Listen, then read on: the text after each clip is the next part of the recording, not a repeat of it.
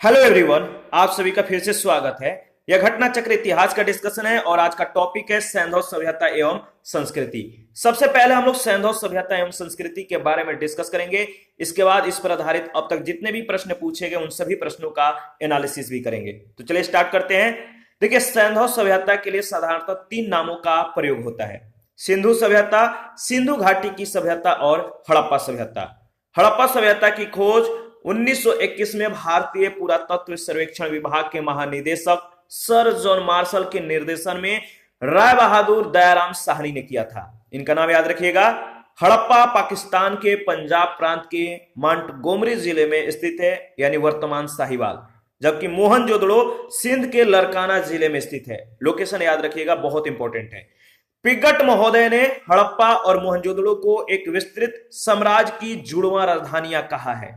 किसने? पिगट महोदय ने। हड़प्पा रावी नदी के बाएं तट पर, जबकि मोहनजोदड़ो सिंधु नदी के दाहिने तट पर स्थित है। ध्यान रखिएगा। जॉन मार्शल ने सर्वप्रथम इस सभ्यता को सिंधु सभ्यता का नाम दिया।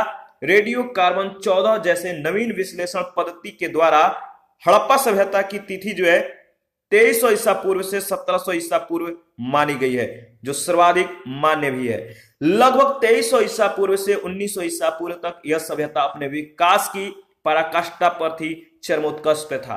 यह सभ्यता मेसोपोटामिया तथा मिस्र की सभ्यता की समकालीन थी।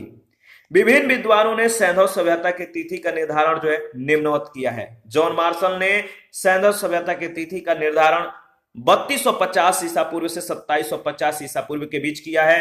अर्नेस्ट मैके ने 2800 ईसा पूर्व से 2500 ईसा पूर्व के बीच, माधव स्वरूप वत्स ने 3500 ईसा पूर्व से 2500 ईसा पूर्व, गैंड ने 2350 ईसा पूर्व से 1700 ईसा पूर्व, मार्टिमर व्हिलन ने 2500 ईसा पूर्व से 1700 ईसा पूर्व के बीच, और फेयर सर्विस ने सैंधव सभ्यता की तिथि का निर्धारण 2000 ईसा पूर्व से 1500 ईसा पूर्व के बीच किया है। ध्यान रखिएगा। देखिए, अब तक इस सभ्यता के अवशेष जो है पाकिस्तान में पंजाब, सिंध, बलूचिस्तान और भारत में पंजाब, गुजरात, राजस्थान, हरियाणा, पश्चिमी उत्तर प्रदेश, जम्मू कश्मीर और पश्चिमी महाराष्ट्र में पाए जा चुके हैं। इस सभ्यता का सर्वाधिक पश्चिमी पुरास्थल सुतका गेंडोर बलूचिस्तान, पूर्वी पुरास्थल आलमगीरपुर पश्चिमी उत्तर प्रदेश और उत्तरी पुरास्थल मांडा जम्मू कश्मीर और दक्षिणी पुरास्थल दैमाबाद महाराष्ट्र है। लोकेशन याद रखिएगा। सुतका गेंडोर बलूचिस्तान, पूर्वी पुरास्थल आलमगीरपुर जो है पश्चिमी उत्तर प्रदेश, मांडा जम्मू कश्मीर और दैमाबाद महाराष्ट्र है। इसका आकार जो है त्रिभुजाकार है तथा वर्तमान में लगभग 13 लाख वर्ग किलोमीटर क्षेत्र में यह विस्तृत है। ठीक है। प्राप्त साक्ष्यों से ज्ञात होता है कि मोहनजोदड़ो की जनसंख्या एक मिश्रित प्रजाति की थी, जिसमें कम से कम 4 प्रजातियां थी। पहला प्रोटो ऑस्ट्रेलायड, जिसे काकेशियन कहते हैं, दूसरा भूमध्य सागरीय, तीसरा अल्पाइन और चौथा मंगोलायड। मोहनजोदड़ो के निवासी जो है अधिकांशतः भूमध्य सागरीय थे। ध्यान रखिएगा। सिंधु सभ्यता के संस्थापकों के संबंध में विभिन्न विद्वानों के जो विचार हैं, जैसे डॉक्टर लक्ष्मण स्वरूप का जो विचार है सिंधु सभ्यता के निर्माता के रूप में, वह आर्य गार्डन चाइल्ड एवं मार्टिमर व्हीलर का जो विचार है सिंधु सभ्यता के निर्माता के रूप में, वह सुमेरियन, और राखलदास बनर्जी का द्रविड़। ध्यान रखिएगा। देखिए, सिंधु घाटी के जिन नगरों की खुदाई की गई उन्हें निम्नलिखित वर्गों में वर्गीकृत किया जा सकता है: केंद्रीय नगर, तटीय नगर और पतन। तीसरा है अन्य नगर और कस्बे। तो याद रखिएगा क्या है, सिंधु घाटी के जिन नगरों की खुदाई की गई है उन्हें निम्नलिखित वर्गों में वर्गीकृत किया जा सकता है: केंद्रीय नगर के रूप में, तटीय नगर और पतन, तीसरा अन्य नगर और कस्बे। हड़प्पा के टीले या ध्वंसावशेषों के विषय में सर्वप्रथम जानकारी 1826 ईस्वी में चार्ल्स मेसन ने दी। 1920-21 में दयाराम साहनी के नेतृत्व पंजाब के तत्कालीन मोंटगोमरी संप्रति साहिवाल जिले में रावी नदी के बाएं तट पर स्थित हड़प्पा का सर्वेक्षण आरंभ हुआ। 1920-21 और 1933-34 में माधव स्वरूप वत्स ने और वर्ष 1946 में मार्टिमर व्हिलन ने व्यापक स्तर पर उत्खनन कराया। हड़प्पा से प्राप्त 2 टीलों में पूर्वी टीलों को जो है नगर टीला और पश्चिमी टीलों को दुर्ग टीला के नाम से संबोधित किया गया है। यहां से 6 कक्षों की 2 पंक्तियों में निर्मित, यानी 6 कमरों की 2 पंक्तियों में निर्मित कुल 12 जो है कमरे वाले एक अन्नागार के अवशेष प्राप्त हुए हैं। हड़प्पा के समान आवास क्षेत्र के दक्षिण में एक ऐसा कब्रिस्तान स्थित है जिसे समाधि R37 नाम दिया गया है। याद रखिएगा R37। नगर के रक्षा के लिए पश्चिम की ओर स्थित दुर्ग टीलों को जो है व्हीलर ने माउंट एबी की संज्ञा दी है। इसका अतिरिक्त यहां से प्राप्त कुछ अन्य महत्वपूर्ण अवशेषों में एक बर्तन पर बना मछुआरे का चित्र, शंख का बना बैल, स्त्री के गर्भ से निकला हुआ पौधा जिसे उर्वरता की देवी माना गया है, पीतल का बना इक्का, ईंटों के वृत्ताकार चबूतरे, गेहूं और जौ के दाने का अवशेष प्रमुख है। सिंधी भाषा में मोहनजोदड़ो का जो शाब्दिक अर्थ होता है मृतकों का टीला होता है। सिंध प्रांत के लरकाना जिले में सिंधु नदी के दाहिने तट पर स्थित मोहनजोदड़ो की सर्वप्रथम खोज राखलदास बनर्जी ने 1922 में किया था। याद रखिएगा, राखलदास बनर्जी ने 1922 में। मोहनजोदड़ो का सर्वाधिक उल्लेखनीय स्मारक वृहद स्नानागार है। इसकी लंबाई उत्तर से दक्षिण की ओर लगभग 55 मीटर और चौड़ाई जो है पूरब से पश्चिम दिशा की ओर लगभग 33 मीटर है। इसका एरिया ध्यान रखिएगा।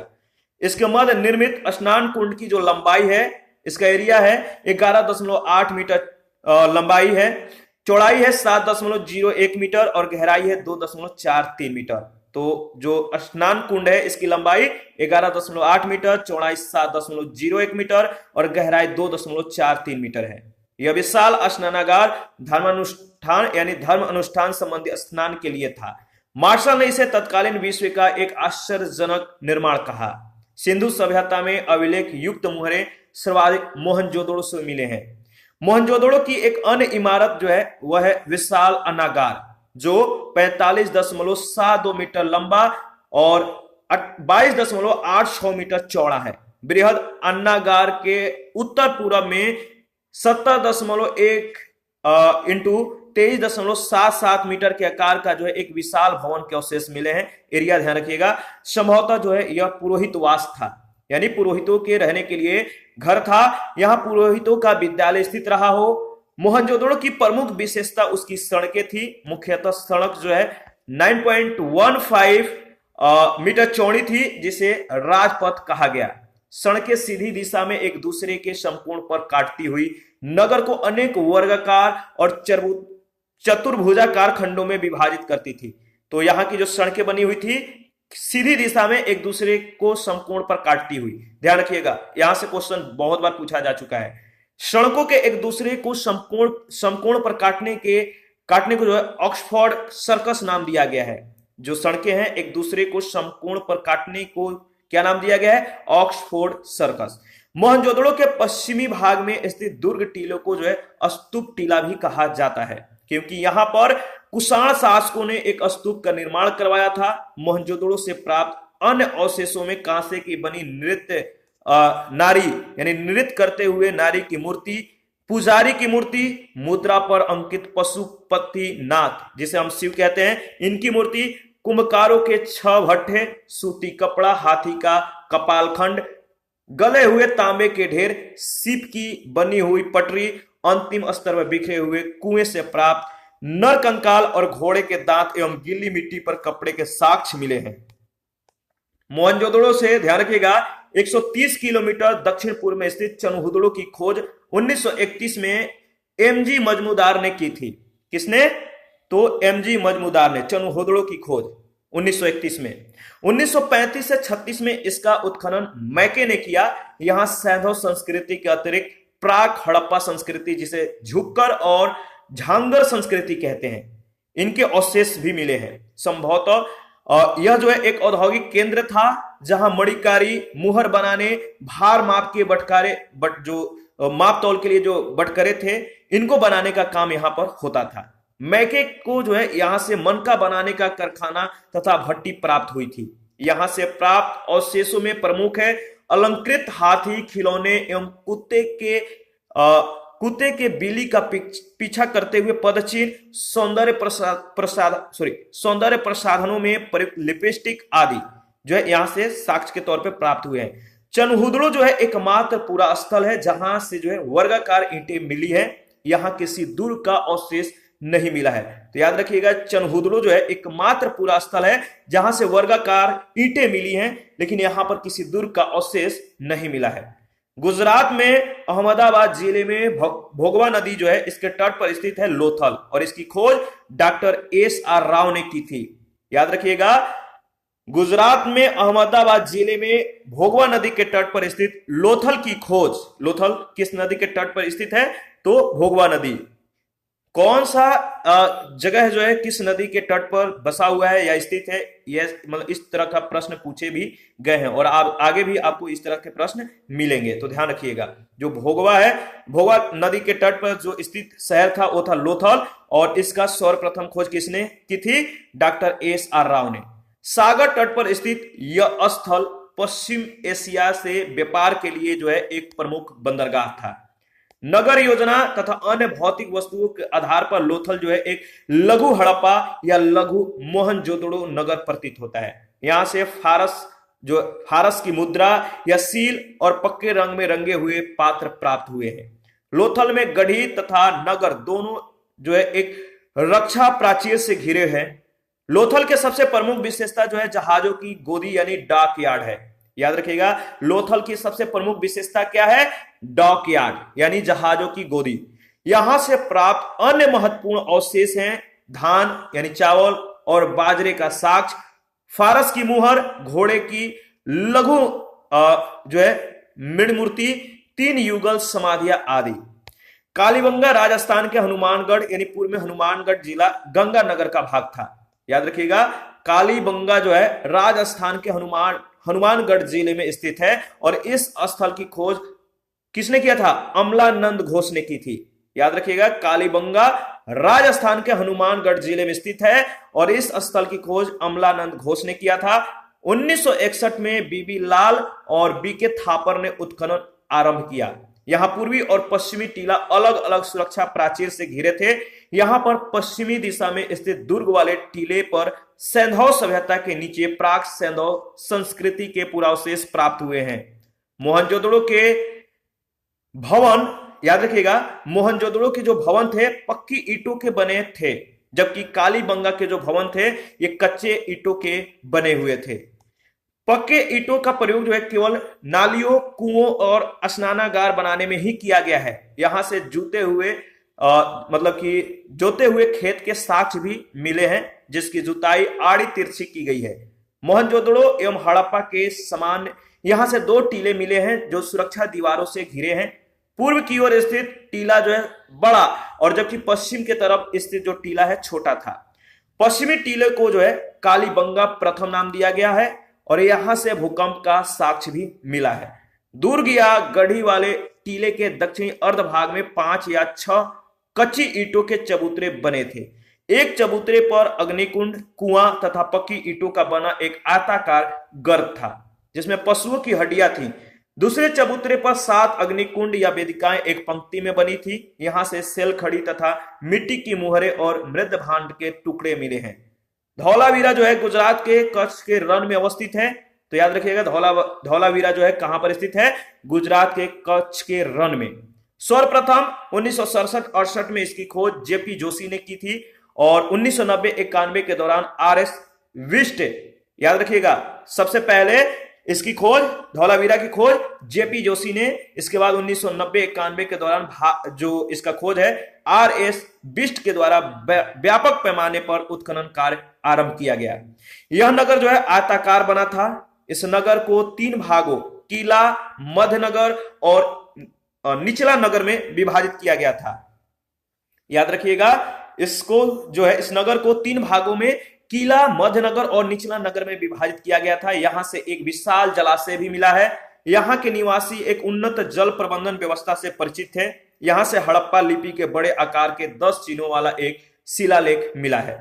सुरकोटदा, याद रखिएगा, सुरकोटदा जो है गुजरात के कच्छ जिले में स्थित है। यह नगर 2 दुर्गीकृत भागों, गढ़ी तथा आवास क्षेत्र में विभाजित था। याद रखिएगा, गढ़ी तथा आवास क्षेत्र में विभाजित था। यहां के कब्रिस्तान से कलश सावधान के साक्ष्य मिले हैं। यहां घोड़े के कुछ हड्डियों के भी साक्ष्य मिले हैं। दैमाबाद जो है महाराष्ट्र के अहमदनगर जिले में प्रवरा नदी के बाएं किनारे पर स्थित है। यह सैंधव सभ्यता का सबसे दक्षिणी स्थल है। यहां से रथ चलाते हुए मनुष्य, सांड, गैंडे की आकृतियां प्राप्त हुई हैं। यहां से कुछ मृद भांड, सैंधव लिपि की एक मुहर, तस्तरी, प्याले आदि के साक्ष्य भी प्राप्त हुए हैं। राखीगढ़ी जो है हरियाणा के हिसार जिले में घग्गर नदी के किनारे स्थित है। राखीगढ़ी कहां है? हरियाणा के हिसार जिले में घग्गर नदी के किनारे। और इस स्थल की खोज 1969 में सूरजभान ने की थी। यह नवीनतम शोधों के अनुसार सबसे बड़ा सैंधव स्थल है। रोपड़ जो है पंजाब सतलज नदी के दाएं तट पर स्थित है। पंजाब में रोपड़ जो है पंजाब में सतलज नदी के दाएं तट पर स्थित है। इसका आधुनिक नाम रूपनगर है। 1950 में इसकी खोज जो है बीबी लाल ने तथा 1953 से 55 के दौरान जो है यज्ञदत्त शर्मा ने इसकी खुदाई करवाई। यहां से मृद भांड, सेलखड़ी की मुहर, चट के बटखरे, एक छुरा, तांबे के वणाग्र तथा कुल्हाड़ी आदि प्राप्त हुए हैं। यहां से मनुष्य के साथ पालतू कुत्ता के दफनाए जाने का भी साक्ष्य मिला है। इंपॉर्टेंट है, ध्यान रखिएगा। रंगपुर जो है गुजरात के सौराष्ट्र क्षेत्र में है। रंगपुर कहां पर है? गुजरात के सौराष्ट्र क्षेत्र में है। यहां से प्राक हड़प्पा और उत्तर हड़प्पा कालीन सभ्यता के साक्ष्य मिले हैं। यहां से प्राप्त वनस्पति अवशेष के आधार पर कहा जा सकता है कि वे लोग चावल, बजरा और ज्वार की खेती करते थे। ध्यान रखिएगा, बहुत ही इंपॉर्टेंट है। और सैंधव सभ्यता के प्रमुख स्थल एवं उनसे संबंधित नदी, जो हड़प्पा है किस नदी पर बसा हुआ था? तो रावी नदी। ध्यान रखिएगा, बहुत इंपॉर्टेंट है, यहां से प्रश्न आएंगे ही आएंगे। हड़प्पा का संबंध रावी नदी से है। मोहनजोदड़ो सिंधु नदी, कालीबंगा का संबंध घग्गर नदी, लोथल जो है भोगवा नदी के किनारे बसा हुआ है। रोपड़ जो था सतलज नदी के किनारे बसा हुआ था। मांडा, चिनाब जो कि कहां पे है? जम्मू कश्मीर, दैमाबाद, परवरा, आलमगीरपुर यूपी में है और यह हिंडन नदी के किनारे बसा हुआ था। सुत का गेंडोर जो है दास्तक या दासक, और भगवानपुरा जो है सरस्वती नदी। ध्यान रखिए कौन सा स्थल किस नदी के किनारे बसा हुआ है, सबसे ज्यादा इंपॉर्टेंट है। फिर से मैं रिपीट कर देता हूं, हड़प्पा का संबंध रावी नदी से है, मोहनजोदड़ो का सिंधु नदी से है, कालीबंगा का घग्गर नदी से है, लोथल का संबंध भोगवा से है, रोपड़ का सतलज, मांडा का चिनाब नदी से, दैमाबाद का परवरा नदी से, आलमगीरपुर का हिंडन नदी, सुत का गेंडोर का दास्तक या दासक, और भगवानपुरा का जो है सरस्वती नदी किनारे बसा हुआ है, या इसका जो संबंध है सरस्वती नदी से है। आलमगीरपुर जो है उत्तर प्रदेश के मेरठ जिले में हिंडन नदी के किनारे स्थित है। यहां से खुदाई में मृद भांड एवं मणके मिले हैं। कुछ बर्तनों पर त्रिभुज, मोर, गिलहरी आदि की चित्रकारियां भी मिलती हैं। हुलास जो है उत्तर प्रदेश के सहारनपुर जिले में स्थित है। यहां से कांचली मिट्टी के मनके, चूड़ियां यानी जो बैंगल हैं, खिलौने, गाड़ी आदि मिले हैं। सैंधव लिपि युक्त एक ठप्पा का भी साक्ष्य मिला है। देसलपुर से जो है एक रक्षा प्राचीर मिला है। ठीक है, याद रखिएगा।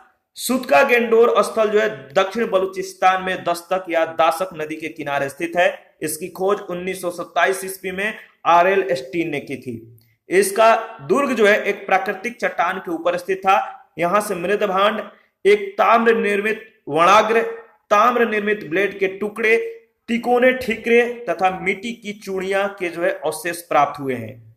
इसके बाद है सुतका को या सुतका गेंडोर। यह जो है सुतका गेंडोर के पूर्व में स्थित है। ठीक है,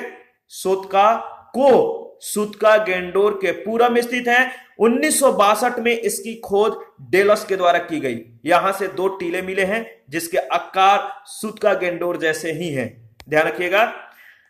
बलूचिस्तान के दक्षिण तटवर्ती पट्टी पर स्थित बालाकोट एक बंदरगाह के रूप में कार्य करता था। यहां से हड़प्पा जो है पूर्व एवं हड़प्पा कालीन अवशेष प्राप्त हुए हैं और इसकी नगर योजना सुनियोजित थी। भवनों के निर्माण में कच्ची ईंटों का, जबकि नालियों के निर्माण में पक्की ईंटों का प्रयोग किया जाता था। यहां का सबसे समृद्ध उद्योग सीप उद्योग था। यहां से हजारों की संख्या में सीप से बनी चूड़ियों के टुकड़े मिले हैं। बनवाली जो है हरियाणा के फतेहाबाद यानी पूर्व में हिसार का जो भाग था, इस जिले में स्थित है। तो बनवाली हरियाणा के फतेहाबाद जिले में स्थित है। ध्यान रखिएगा, पूर्व में हिसार का यह भाग था। 1973-74 में आर.एस. विस्ट के द्वारा इस स्थल का उत्खनन करवाया गया और यहां से संस्कृति के 3 स्तर प्रकाश में आए: प्राक सैंधव, विकसित सैंधव और उत्तर सैंधव। यहां से संस्कृति के 3 स्तर प्रकाश में आए हैं: प्राक सैंधव, विकसित सैंधव और उत्तर सैंधव। यहां की सड़कें नगर को जो है तारांकित भागों में विभाजित करती है। यहां से मुहरे, बटखरे, लाजवर और कार्नेलियन के मन के हल के आकृति के जो है खिलौने, तांबे के वर्णाग्र आदि के साक्ष्य मिले हैं। भगवानपुरा हरियाणा के कुरुक्षेत्र जिले में सरस्वती नदी के दक्षिणी किनारे पर स्थित है। जेपी जोशी ने इसका उत्खनन करवाया था, याद रखिएगा। भगवानपुरा जो है हरियाणा के कुरुक्षेत्र जिले में सरस्वती नदी के दक्षिणी किनारे पर स्थित है और जेपी जोशी ने इसका उत्खनन करवाया था। यहाँ के प्रमुख अवशेषों में सफेद, काले और आसमानी रंग के कांच के चूड़ियां, तांबे की चूड़ियां, कांच के मिट्टी के चित्रित मन के आदि हैं। मांडा जो है जम्मू कश्मीर में चिनाब नदी के दक्षिणी किनारे पर स्थित है। 1982 में इसका उत्खनन जो है जेपी जोशी और मधुबाला के द्वारा करवाया गया था। उत्खनन से यहाँ जो है 3 सांस्कृतिक स्तर प्राप्त हुए हैं: प्राक सैंधव, विकसित सैंधव और उत्तरकालीन सैंधव। यहां से मिट्टी के ठीकरे, हड्डी के नुकीले वर्णाग्र, चट, ब्लेड, कांस्य निर्मित पेचदार पिन तथा एक आधी अधूरी मुहर आदि का अवशेष प्राप्त हुए हैं। उत्तर प्रदेश के बागपत जिले में बारोट तहसील के सनौली नामक हड़प्पा पुरास्थल से क्रमबद्ध रूप से जो है 125 मानव शवाधान प्राप्त हुए हैं, जिसकी दिशा जो है उत्तर से दक्षिण की ओर है। याद रखिएगा, दिशा क्या है? उत्तर से दक्षिण की ओर। हर सूक्ष्म बातों पर ध्यान रखिए, बहुत इंपॉर्टेंट है। मिस्र की सभ्यता का जो विकास है नील नदी के द्रोणी में हुआ है। यानी जो मिस्र की सभ्यता का विकास है किस नदी के द्रोणी में हुआ है? तो नील नदी, या इसे नील नदी का वरदान भी कहते हैं। मिस्र को नील नदी का उपहार कहा जाता है क्योंकि इस नदी के अभाव में यह भूभाग जो है रेगिस्तान होता। सुमेरिया सभ्यता के लोग प्राचीन विश्व के प्रथम लिपि आविष्कर्ता थे। खुदाई से प्राप्त बहुसंख्यक नारी मूर्तियों से जो है अनुमान लगाया जा सकता है कि सैंधव सभ्यता मातृसत्तात्मक थी। याद रखिएगा, यहाँ पे जो है खुदाई से बहुसंख्या में या बहुसंख्यक नारी मूर्तियों के मिलने के बाद जो है अनुमान लगाया गया कि जो यह सभ्यता है किस प्रकार की सभ्यता है, तो सैंधव सभ्यता मातृसत्तात्मक सभ्यता थी। सैंधव लोग शाकाहारी और मांसाहारी दोनों प्रकार के भोजन करते थे। उनके वस्त्र ऊनी और सूती दोनों प्रकार के होते थे। कंठहार, कर्णफूल, कड़ा, भुजबंद, अंगूठी, हंसुली, करधनी आदि आभूषण जो है कि कौन लोग पहनते थे? सैंधव सभ्यता के लोग। नौसारों से मिस्रों के मांग में हिंदूर के प्रमाण मिले हैं। सॉरी, हिंदूर नहीं, सिंदूर है। और कभी कभी क्या होता है कि जल्दबाजी में चीजों को इधर उधर हो जाता है। सबसे अच्छी बात है कि देखिए चीजों को जो है आपके साथ अंडरलाइन करके आगे बढ़ा जाता है। अगर बोलने में या प्रोनाउंसिएशन में कुछ गड़बड़ हो जाती है तो चीजों को आप देखकर सही कर सकते हैं। जैसे नौसारों से स्त्रियों के मांग में सिंदूर के प्रमाण मिले हैं, जो हिंदू धर्म में सुहाग का प्रतीक है। सैंधव काल में पासा प्रमुख खेल था। सैंधव सभ्यता में, सैंधव काल में लोग जो है क्या खेलते थे? पासा। यहां इस समय जो है पासा बहुत प्रमुख खेल था, यानी इंपॉर्टेंट था। सिंधु घाटी सभ्यता के लोगों के मुख्य खदान गेहूं और जौ थे। रंगपुर से धान के भूसी और लोथल से चावल के अवशेष भी मिले हैं। लोथल से वृत्ताकार चक्की के 2 पार्ट मिले हैं। सूती वस्त्रों के अवशेष से यह निष्कर्ष निकाला जा सकता है कि यहाँ के निवासी कपास उगाना जानते थे। सर्वप्रथम सैंधव निवासियों ने कपास की खेती का जो है प्रारंभ किया था और भारत से कपास यूनान गई, जिसे यूनानी हिंडन के नाम से पुकारते थे। भारत में कपास के खेती का प्रारंभ जो है 3000 ईसा पूर्व में किया गया, जबकि मिस्र में इसकी खेती जो है 2500 ईसा पूर्व के लगभग शुरू हो गई। हड़प्पा, मोहनजोदड़ो, कालीबंगा, सुरकोटदा के स्थलों में जो है कुबड़दार ऊंट का जीवाश्म मिला है। हड़प्पा, मोहनजोदड़ो, कालीबंगन, सुरकोटदा के स्थलों से जो है कुबड़दार ऊंट के जीवाश्म मिले हैं। सुरकोटदा, लोथल, कालीबंगा से घोड़े की मृण मूर्तियां, हड्डियां, जबड़े आदि के अवशेष प्राप्त हुए हैं। सिंधु सभ्यता का प्रमुख उद्योग जो था वो वस्त्र उद्योग था। मोहनजोदड़ो से जो है तांबे के दो उपकरणों से लिपटा हुआ सूती धागा एवं कपड़ा प्राप्त हुआ है। याद रखिएगा, सिंधु सभ्यता का प्रमुख उद्योग वस्त्र उद्योग था। मोहनजोदड़ो से तांबे के 2 उपकरणों से लिपटा हुआ जो है सूती धागा एवं कपड़ा प्राप्त हुए हैं। लोथल तथा चनहुदड़ो में मनके बनाने का कार्य होता था। लोथल तथा बालाकोट शिप उद्योग के लिए प्रसिद्ध था। याद रखिएगा, प्रमुख धातु एवं प्राप्ति स्थल जो तांबा है, कहां से प्राप्त हुआ है? तो खेतड़ी राजस्थान एवं बलूचिस्तान से। लाजवर्ज की प्राप्ति जो है बदखसा यानी अफगानिस्तान से। फिरोजा टीन चांदी, सॉरी फिरोजा जो टीन है ईरान से। चांदी जो है राजस्थान की जावर और अजमेर खानों से अफगानिस्तान एवं ईरान से प्राप्त हुए हैं। सीसा की जो प्राप्ति स्थल है वह है अफगानिस्तान और अजमेर। शिलाजीत का प्राप्ति स्थल है हिमालय और गोमेद का गुजरात। सैंधव निवासियों का आंतरिक एवं बाह्य व्यापार उन्नत अवस्था में था। सिक्कों का प्रचलन नहीं था तथा क्रय विक्रय वस्तु विनिमय के द्वारा किया जाता था। याद रखिएगा, सैंधव निवासियों का जो आंतरिक एवं बाह्य व्यापार जो था वो उन्नत किस्म का था, उन्नत अवस्था में था, लेकिन सिक्कों का यहाँ पे प्रचलन नहीं था। क्रय विक्रय जो था वस्तु विनिमय था, एक वस्तु दीजिए दूसरा वस्तु लीजिए, इस तरह से वस्तु विनिमय था। लोथल और मोहनजोदड़ो से जो है हाथी के दांत के बने तराजू के पलड़े मिले हैं। उनके बाट मुख्यतः घनाकार होते थे, कुछ बाट बेलनाकार, ढोलाकार, वर्तुलाकार प्रकार के भी मिले हैं। सारगोन युगिन सुमेरियन लेख से ज्ञात होता है कि मेलुहा, दिलमुन तथा मगन के साथ मेसोपोटामिया के साथ व्यापारिक संबंध थे। याद रखिएगा, सारगोन युगिन सुमेरियन लेखों से यह ज्ञात होता है कि मेलुहा, दिलमुन और मगन के साथ जो है मेसोपोटामिया के साथ व्यापारिक संबंध थे। मेलुहा की पहचान सिंध क्षेत्र से की गई है। दिलमुन की पहचान फारस के खाड़ी के बहरीन से की गई है और सुमेरी अभिलेखों में दिलमुन को जो है साफ सुथरे नगरों का स्थान या सूर्योदय का क्षेत्र और हाथियों का देश कहा गया है। मिस्र के साथ व्यापारिक संबंध का पता लोथल से प्राप्त मम्मी की एक आकृति से चलता है। सैंधव सभ्यता में मूर्ति कला, वस्तुकला, उत्कीर्ण कला, मृदभांड कला आदि के उन्नत होने का प्रमाण मिलता है। मोहनजोदड़ो से एक संयुक्त पशु मूर्ति प्राप्त हुई है जिसमें शरीर भेड़ तथा मस्तक जो है सूंडदार हाथी का है। हड़प्पा की पाषाण मूर्तियों में दो सिर रहित मानव मूर्तियां उल्लेखनीय हैं। धातु मूर्तियां लुप्त मोम या मधुछिष्ट विधि यानी लॉस्ट वैक्स से बनाई जाती थी। मोहनजोदड़ो से प्राप्त नर्तकी की कांस्य मूर्तियां अत्यंत प्रसिद्ध है।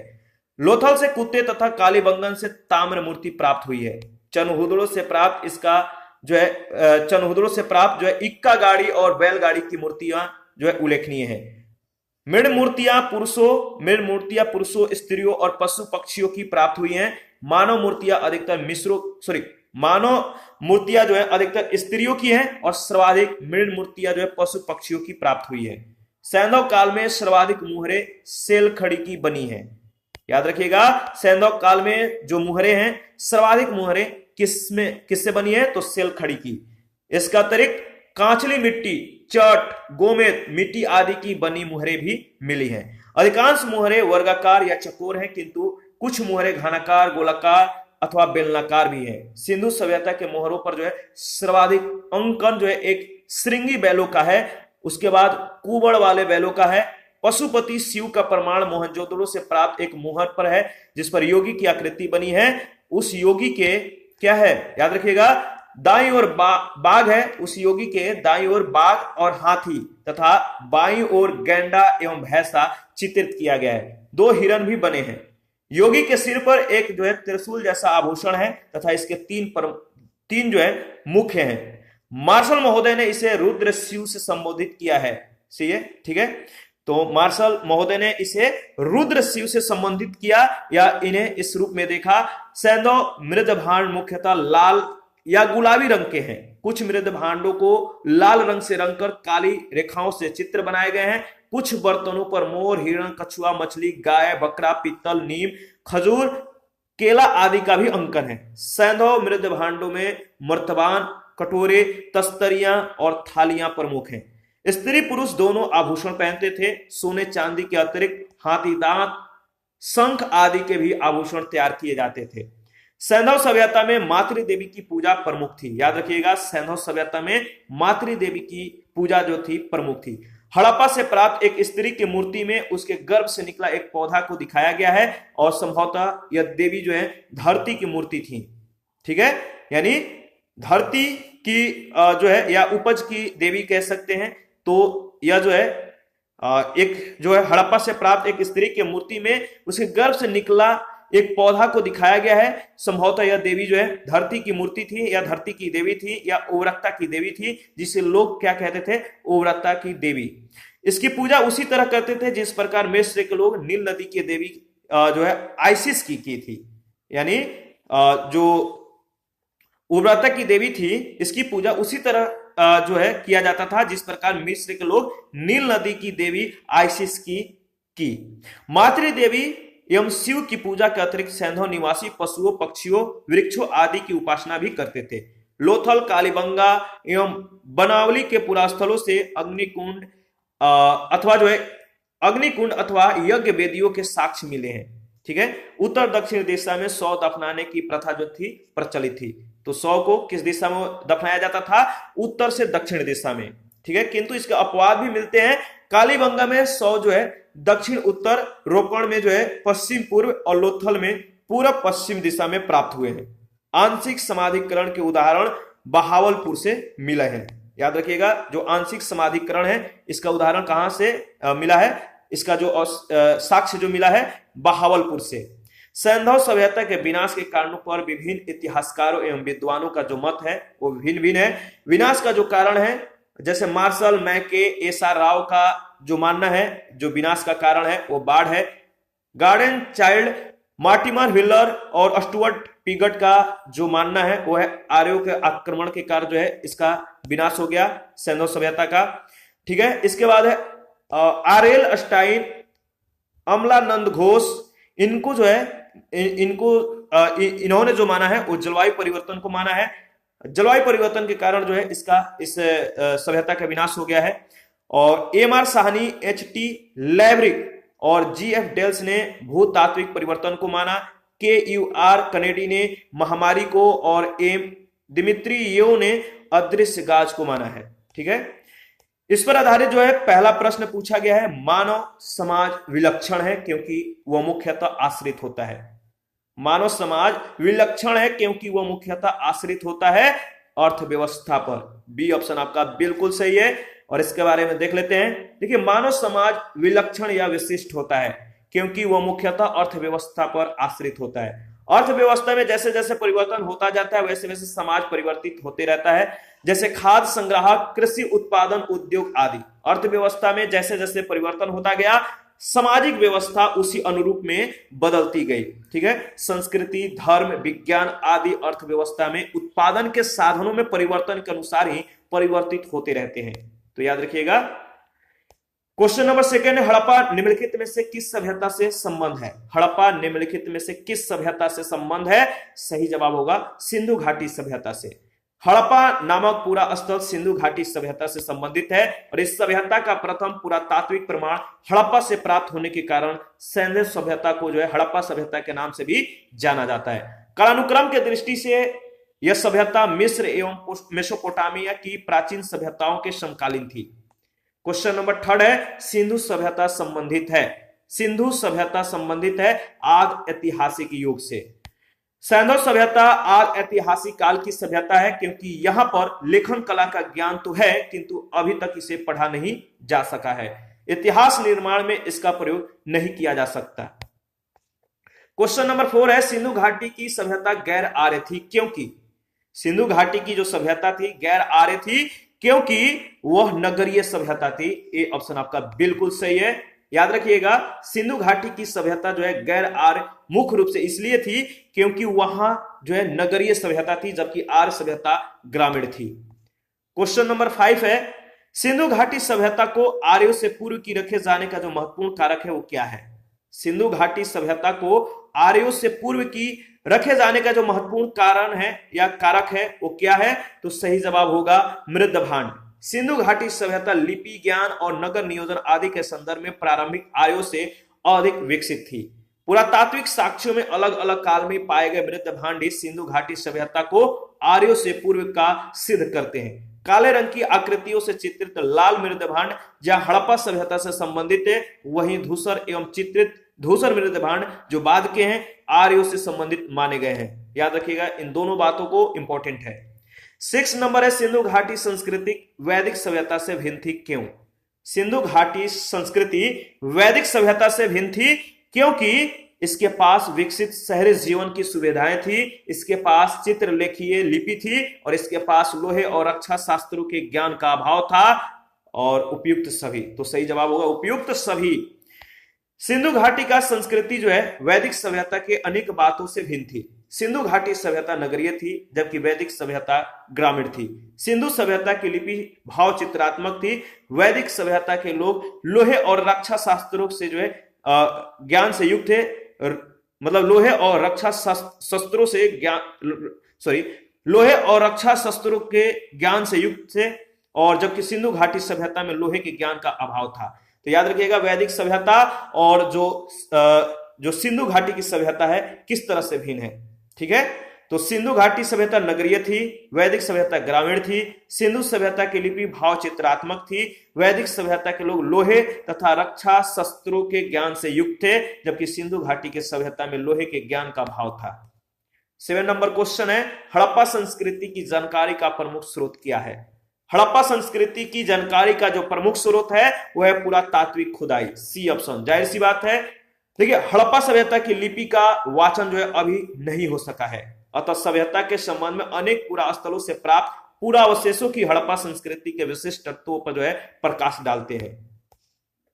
क्वेश्चन नंबर 8 है, निम्नलिखित में कौन सी सिंधु घाटी की सभ्यता पर प्रकाश डालता है? तो सही जवाब क्या होगा आपको मालूम है, कुछ ही सेकंड पहले हम लोगों ने इसके बारे में डिस्कस किया है। निम्नलिखित में से कौन सा सिंधु घाटी की सभ्यता पर प्रकाश डालता है? सही जवाब होगा पुरातत्व संबंधी खुदाई।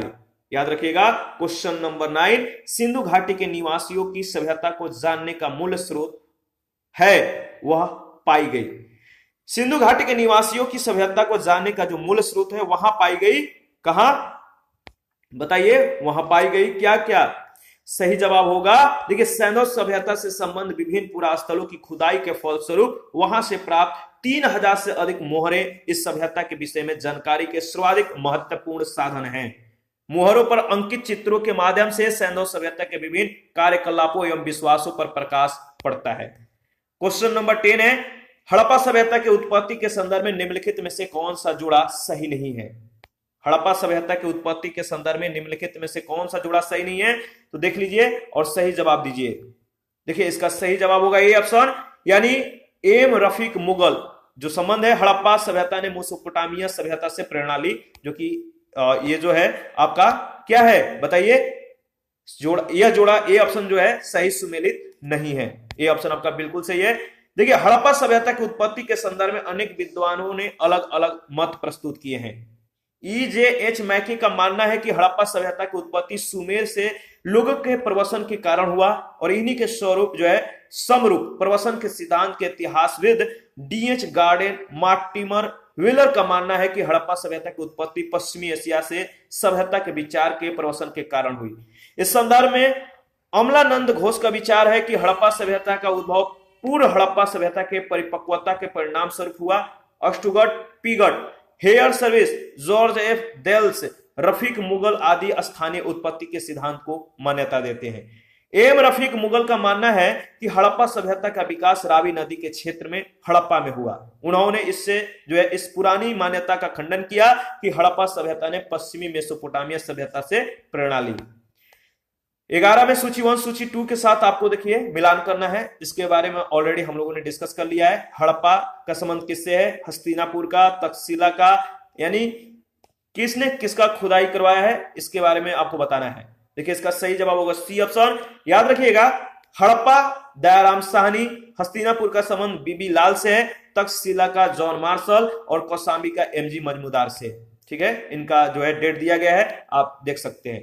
क्वेश्चन नंबर 12 है, भारत में चांदी की उपलब्धता के प्राचीनतम साक्ष्य मिलते हैं। भारत में चांदी की उपलब्धता के प्राचीनतम साक्ष्य मिलते हैं हड़प्पा संस्कृति में। सही जवाब होगा ए ऑप्शन। हड़प्पा वासियों को चांदी की जानकारी थी। मोहनजोदड़ो और हड़प्पा के निवासियों के मध्य इसके विविध प्रयोग के साक्ष्य मिलते हैं। ये लोग राजस्थान की जावर और अजमेर खानों से चांदी प्राप्त करते रहे होंगे। ध्यान रखिएगा। 13 नंबर है, हड़प्पा में मिट्टी के बर्तनों पर सामान्यतः किस रंग का उपयोग हुआ था? हड़प्पा में जो मिट्टी के बर्तन बने हुए थे किस रंग का उपयोग किए गए थे? सही जवाब होगा लाल रंग। प्रारंभिक हड़प्पा सभ्यता में पैर से चालित चाक का प्रयोग किया जाता था। सभ्यता की परिपक्व अवस्था में हाथ से चालित चाकों का प्रयोग किए जाने लगा। डिजाइन के आधार पर इन बर्तनों की दो श्रेणियां थी, एक तो बिना डिजाइन वाले बर्तन की और दूसरा चित्रित मृद भांड की। मृद भांडों को बनाने वाली मिट्टी में रेत का मिश्रण किया जाता था, जिनको पकाने पर जो है यह हल्के भूरे लाल रंग का रूप ग्रहण कर लेती थी। इन मृद भांडों के ऊपरी हिस्से में लाल रंग की पुताई कर दी जाती थी तथा निचले हिस्से में काले रंग से विभिन्न प्रकार की चित्रकारी की जाती थी। आगे बढ़ते हैं, नेक्स्ट क्वेश्चन है, क्वेश्चन नंबर 14 है, मूर्ति पूजा का आरंभ कब से माना जाता है? मूर्ति पूजा का जो आरंभ है कब से माना जाता है? सही जवाब प्री आर्यन से, यानी पूर्व आर्य से।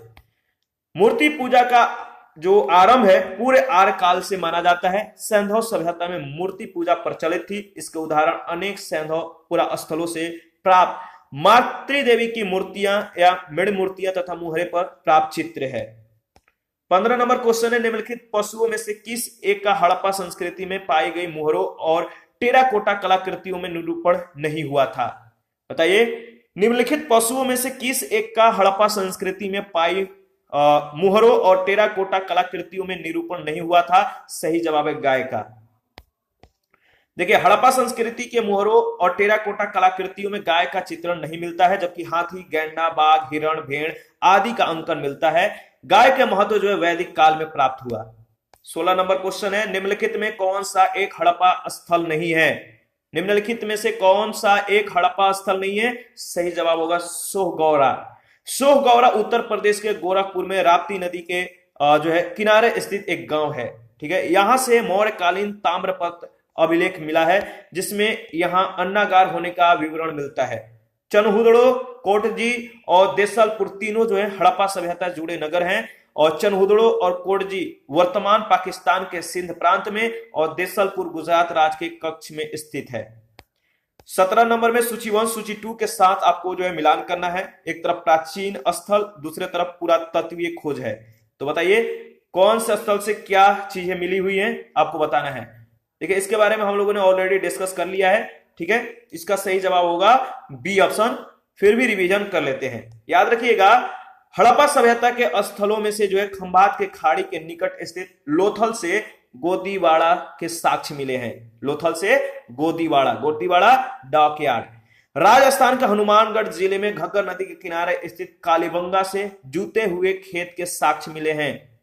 तो याद रखिएगा, हनुमानगढ़ जिले में घग्गर नदी के किनारे स्थित कालीबंगा से जूते हुए खेत के साक्ष्य, और गुजरात के धौलावीरा से हड़प्पा लिपि के बड़े आकार के 10 चिन्हों वाला एक शिलालेख, हरियाणा के फतेहाबाद जिले में स्थित बनावली से पक्की मिट्टी की बनी हुई हल की प्रतिकृति मिली है।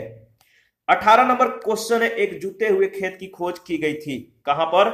एक जूते हुए खेत की खोज की गई थी कालीबंगा में। बी ऑप्शन आपका बिल्कुल सही है। 19 नंबर क्वेश्चन है, निम्न में किस हड़प्पन नगर में जो है जूते हुए खेतों के निशान मिले हैं? बताइए, निम्न में से किस हड़प्पन नगर में जूते हुए खेतों के निशान मिले हैं? सही जवाब होगा कालीबंगन। क्वेश्चन नंबर 20 है, सूची 1 सूची 2 के साथ आपको मिलान करना है। सावधान R37 का संबंध किससे है? गोदी का संबंध किससे है? नर्तकी की मूर्ति और जूता हुआ खेत का साक्ष्य कहां से प्राप्त हुआ है? इन सभी के बारे में कुछ ही सेकंड पहले जो है हम लोगों ने डिस्कस किया है। इसका सही जवाब होगा डी ऑप्शन। देखिए, आप लोग जो है कमेंट नहीं करते हैं, प्लीज कमेंट किया करिए। कोई भी डाउट हो किसी भी प्रश्न में, किसी भी टॉपिक में, आप कमेंट करिए, आपके डाउट को क्लियर किया जाएगा। ध्यान रखिएगा, जो सावधान R37 है हड़प्पा से संबंधित है, गोदी का संबंध लोथल से है, जूता हुआ खेत का संबंध कालीबंगा से, और नर्तकी की मूर्ति जो है मोहनजोदड़ो से प्राप्त हुआ है। ठीक है, और इसी के साथ आज का सेशन समाप्त करते हैं।